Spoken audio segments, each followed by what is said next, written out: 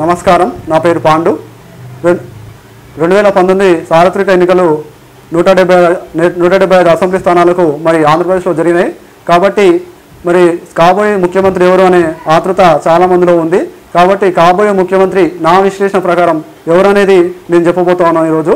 కాబట్టి ఈరోజు మరి జగన్మోహన్ రెడ్డి ముఖ్యమంత్రి అవుతారని నేను ఆశిస్తూ ఉన్నాను. ఎందుకంటే ఆయన గతంలో చేసినటువంటి మరి వారు రాజశేఖర రెడ్డి గారి పరిపాలన ఏమి మరి అవన్నీ చూసినట్టయితే ఈరోజు జగన్మోహన్ రెడ్డి సీఎం అవడానికి అనేకమైనటువంటి అవకాశాలు ఉన్నాయి. కాబట్టి 2009 నుంచి మరి అనేక విధాలుగా ప్రజల సమస్యలైన పోరాటం చేయడం జరిగింది. మరి గతంలో 2014లో కూడా మరి గెలుస్తాడు అనుకున్నప్పుడు కూడా మరి కొన్ని పరిణామాలు మరి ఓటమికి దారితీయడం జరిగింది. కాబట్టి ఈ 2019 ఎలక్షన్లో మాత్రం జగన్మోహన్ రెడ్డి 100% కాబోయే ఆంధ్రప్రదేశ్ రాష్ట్ర ముఖ్యమంత్రిగా ప్రమాణ స్వీకారం చేయబోతా ఉన్నాడు. కాబట్టి ఈరోజు మరి 175 అసెంబ్లీ స్థానాలు జరిగిన ఎన్నికల్లో 100కు పైగా మెజార్టీ స్థానాలు వైసీపీ కైవసం చేసుకోబోతా ఉంది. కాబట్టి ఈరోజు ఒకే విషయాన్ని, ఎందుకంటే ఈరోజు జగన్మోహన్ రెడ్డి ఎందుకు గెలవబోతున్న విషయాన్ని మనం చూసుకున్నట్టయితే మరి ఆయన గతంలో రాజశేఖర రెడ్డి గారు అనేకమైనటువంటి సంక్షేమ పథకాలను ప్రవేశపెట్టడం జరిగింది.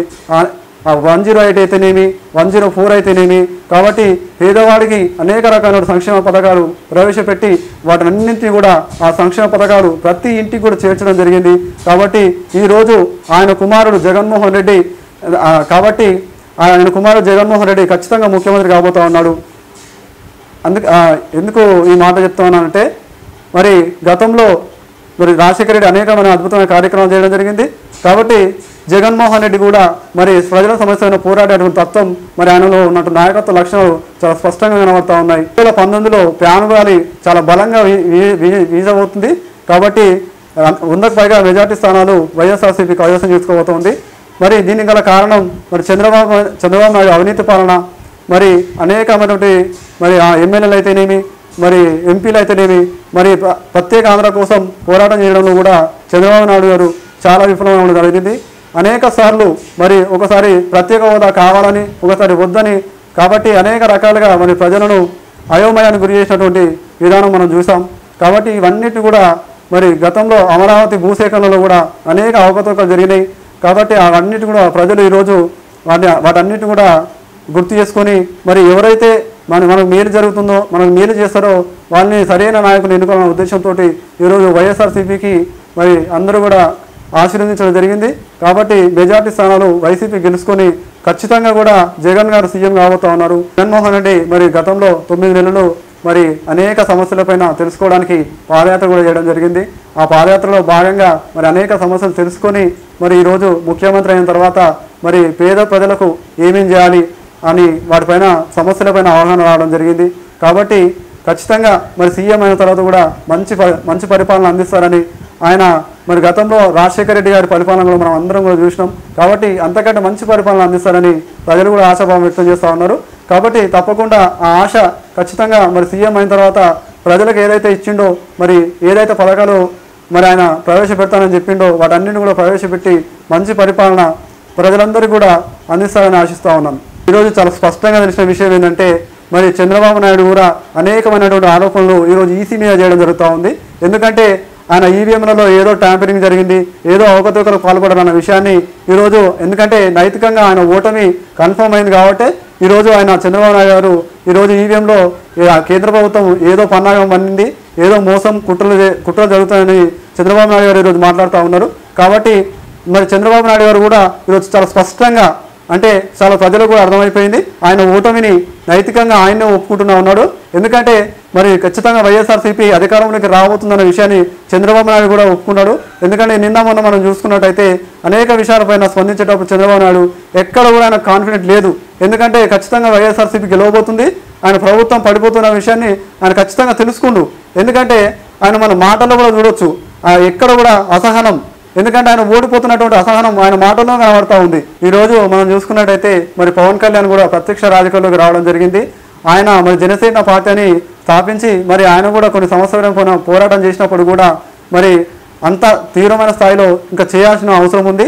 ఎందుకంటే ఆయన రాజకీయంలో ఇప్పుడిప్పుడే నేర్చుకుంటున్నా ఉన్నాడు. కాబట్టి ఆయన కూడా మరి గాజువాక అయితేనేమి, భీమవరం అయితేనేమి ఏదో ఒక స్థానం నుంచి గెలవాలని ఆశిస్తూ ఉన్నాను. ఎందుకంటే మంచి నాయకులు అసెంబ్లీలో ఉండాలి, వాళ్ళ సేవలు ప్రజలు అందుకోవాలి. కాబట్టి ఎటువంటి స్వార్థం లేనటువంటి వ్యక్తి పవన్ కళ్యాణ్. అయినప్పటికీ కూడా ఈరోజు మరి గతంలో చంద్రబాబు నాయుడుకి సపోర్ట్ చేసి మోసపోయినామని చెప్పి ఆయన భావించడం జరిగింది. కాబట్టి ఒకవేళ మరి పవన్ కళ్యాణ్ అంత మెజార్టీ స్థానాలు గెలవకపోయినా ఒకవేళ టీడీపీ మరి వైఎస్ఆర్ టీడీపీ మరి జనసేన పార్టీ కలిసేటువంటి అవకాశం కూడా ఎంతవరకు కూడా లేదు. ఎందుకంటే చాలా స్పష్టంగా చెప్పడం జరిగింది పవన్ కళ్యాణ్. ఎందుకంటే మరి అటువంటి పరిస్థితి కూడా రాదని భావిస్తూ ఉన్నాను. ఎందుకంటే వైఎస్ఆర్సీపీ 100 పైగా మెజార్టీ స్థానాలు ఖచ్చితంగా గెలబోతూ ఉంది. కాబట్టి ముఖ్యమంత్రి జగన్ కాబోతూ ఉన్నాడు. అటువంటి అవకాశం కూడా లేదని చెప్పి భావిస్తూ ఉన్నాను. ఒక విషయాన్ని చెప్పి ముగిస్తాను. ఏది ఏమైనప్పుడు కూడా మరి ఎవరు ఎన్ని కుట్రలు కుతంత్రాలు పడినప్పుడు కూడా మరి జగన్మోహన్ రెడ్డి 100కు పైగా స్థానాలు గెలిచి సీఎం కాబోతూ ఉన్నాడు. కాబట్టి ఆయనకు ఈ వేదికగా నేను ఒకటే విషయం చెప్తా ఉన్నాను. మీరు జగన్మోహన్ రెడ్డి గారు సీఎం కాబోతూ ఉన్నారు. మంచి పరిపాలన అందించి మరి ప్రజల్లో మంచి మేలు చేసి వాళ్ళకు మరి మంచి నాయకుడిగా మీ నాన్నగారు అయితే ఏ విధంగా పేరు తెచ్చుకున్నారో అంతకంటే మంచి పరిపాలన అందించి మరి మీరు అనేకమైన ఇంటర్వ్యూలో చెప్తా ఉన్నారు. నేను చూశాను. నాన్నగారి ఫోటో పక్కన నా ఫోటో కూడా ఉండాలి. మా ఇద్దరు కూడా దేవుళ్ళ అంటే మిమ్మల్ని మంచి పరిపాలన అందించినటువంటి వ్యక్తులుగా పూజించాలని మీరు ఆశపడ్డారు.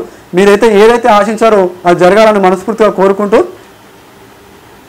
మీరు ఖచ్చితంగా సీఎం కాబోతున్నారని ఆశిస్తున్నాను. Thank you for watching. మరిన్ని విషయాల కోసం చూస్తూనే ఉండండి V3 విజన్. నేను మీ పాండు. అందరూ కూడా ప్లీజ్ V3 ఛానల్ని లైక్ చేయండి, షేర్ చేయండి అండ్ మీరు ఏదైనా కామెంట్ కూడా చేయండి.